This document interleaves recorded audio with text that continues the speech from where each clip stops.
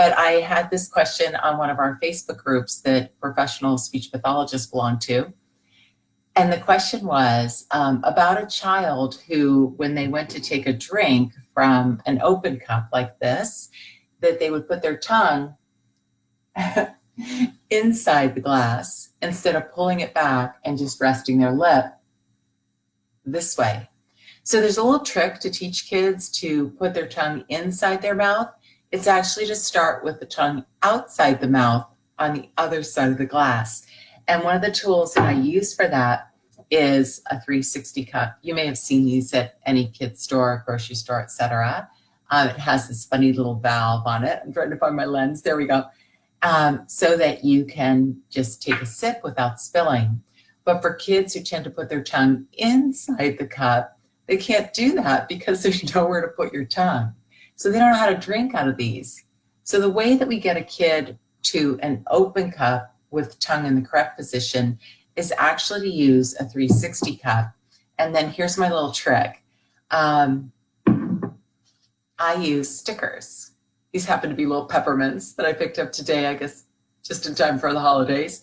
And you can also go to Michael's, the craft store, and get some sheets of textured sticker paper and carefully punch out a textured sticker with a hole punch. And you can use that as well if you think the child needs a little bit more input, a little bit more texture on their tongue. Just keep in mind that stickers themselves, like this, are really chokeable for children under 3. So if you are going to use this for a child under 3, you have to be sure that you stick it on really well and keep an eye on it to make sure that they don't actually get it in their mouth. But here's what you do. You take the sticker, and I'm going to put it, look guys, right on the edge of the cup. See, it's right up at the top there.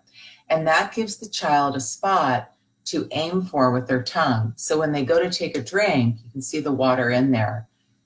Because they aren't able to pull their tongue into their mouth yet, you want to teach them to put their tongue under the lip of the cup. So look, they're going to put their tongue right here. Okay? And then drink that way. Now, that's not the way you and I drink. We pull our tongue into our mouth. But that's the first step to getting the tongue on the outside of the cup. Then once they can do that, this particular cup does cause a little bit of tongue retraction. They should begin to retract it back after a while. But even if they don't, and you feel like they've got the idea of always having their tongue on the outside and they're drinking with ease, then take another sticker and put it on a regular open cup. You know, I'd really suggest I love a glass cup actually for little kids. So I typically will use a baby food jar, because even this glass right here it's much too big for a small child's mouth.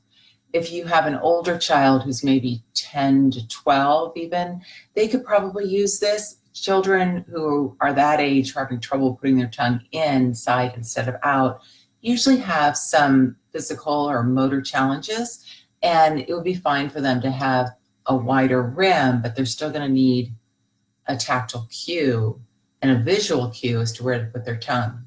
So after you've shifted from the sticker on the outside of the 360 cup, then you go to a glass cup so that you can see where their tongue is.